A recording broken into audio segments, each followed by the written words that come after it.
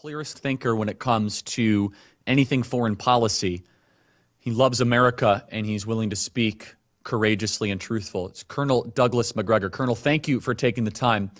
Colonel, how should America respond, if at all, and how should we think about the massacre that occurred over this weekend in Israel? Well, we will obviously support and assist the Israelis with what they're trying to do. They've assembled 470,000 troops, a force larger than the United States Army, to deal with Hamas. But our principal concern at this point is for the Israelis to execute this mission without widening the war. We want to contain this. The worst thing that could happen would be for other regional actors to become involved. Now, the attacks were tragic, and they shouldn't surprise anyone because Gaza is a boiling pot of hatred and anger, all of which is directed at Israel, not necessarily with complete justification. Doesn't matter. That's what you've got in that place.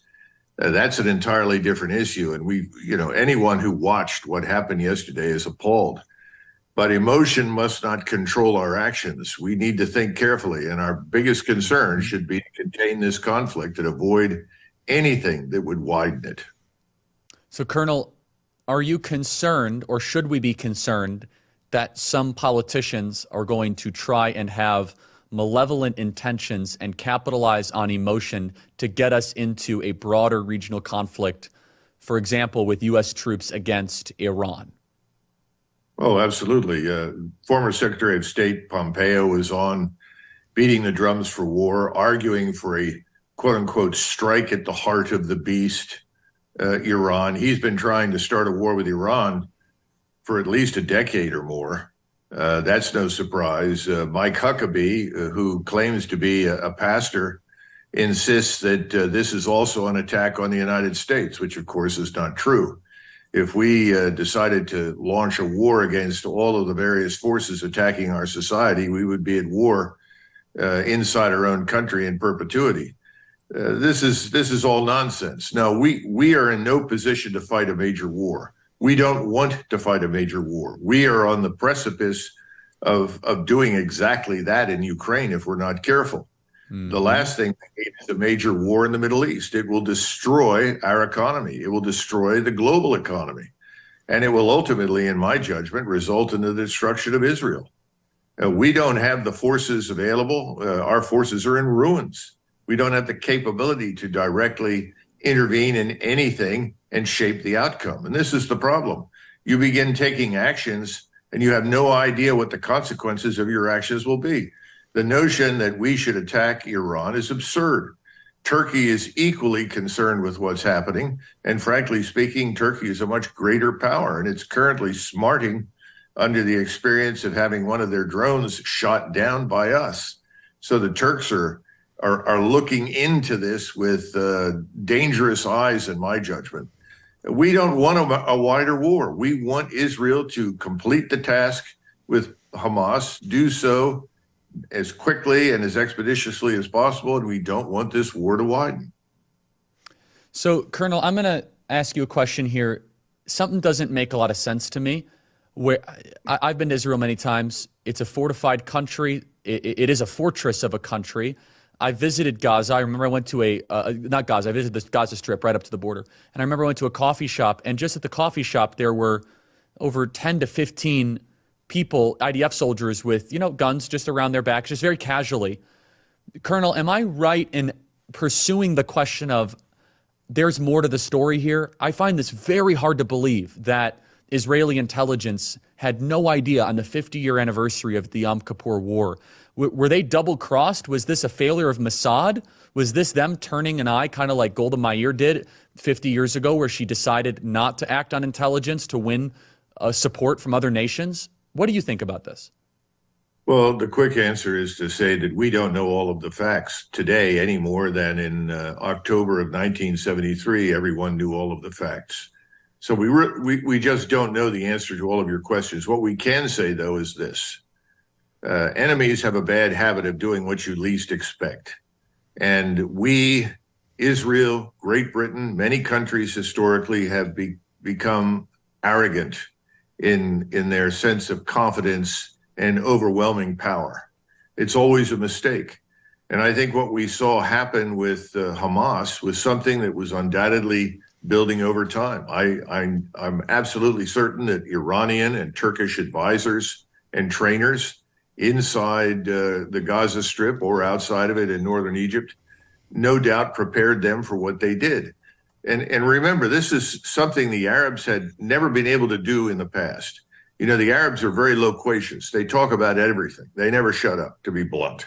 And so it was very easy for the Israelis to track them, to monitor them, and to know what they were going to do. Well, that didn't happen this time. And the Israelis were genuinely surprised. They were surprised by new tactics, new approach, the cohesion, the leadership, the weaponry, everything. Everything came as a surprise. It's, you know, people think this is unusual. It's not unusual historically. We went through something similar during the Battle of the Bulge.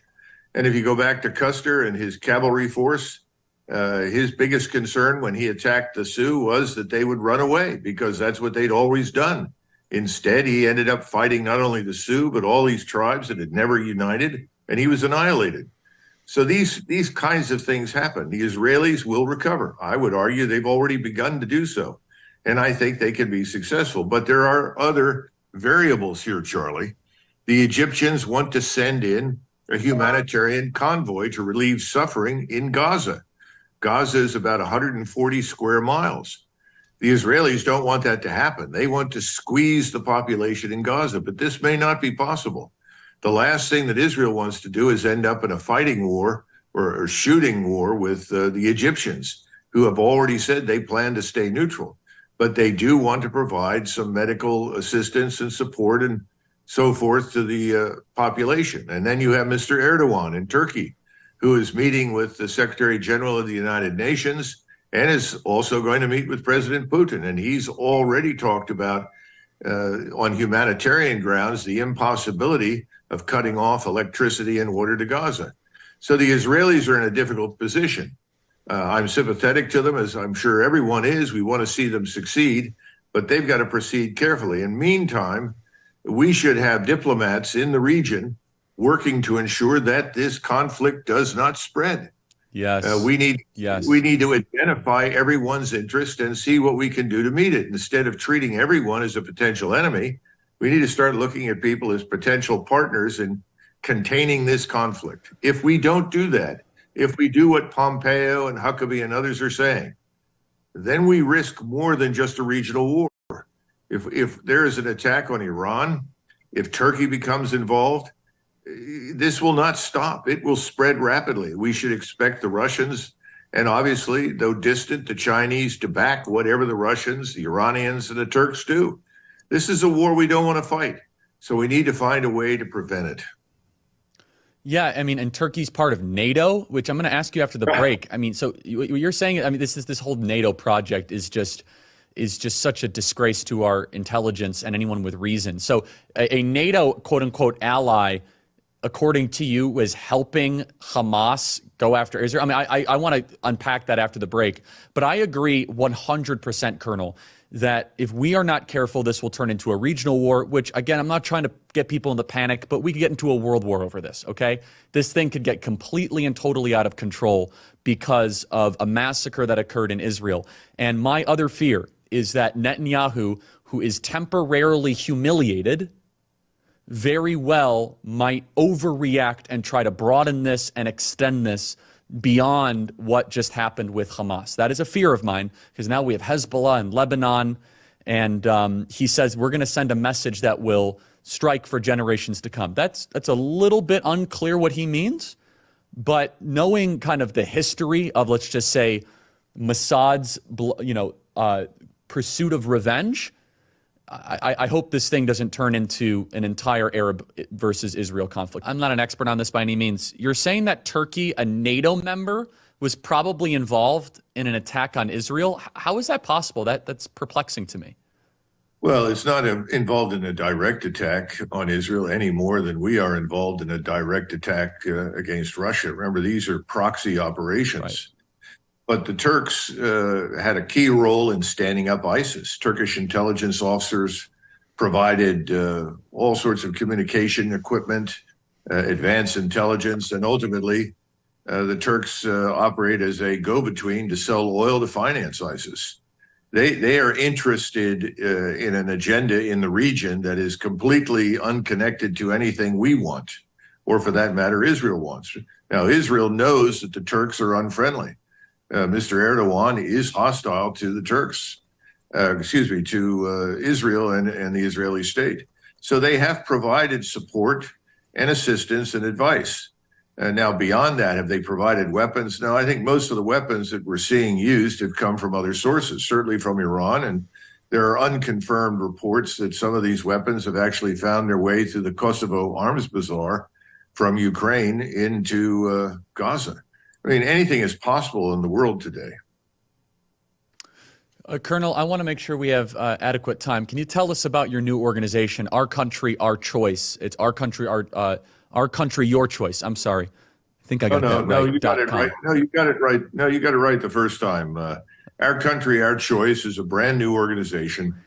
It's designed to essentially unite people across party lines.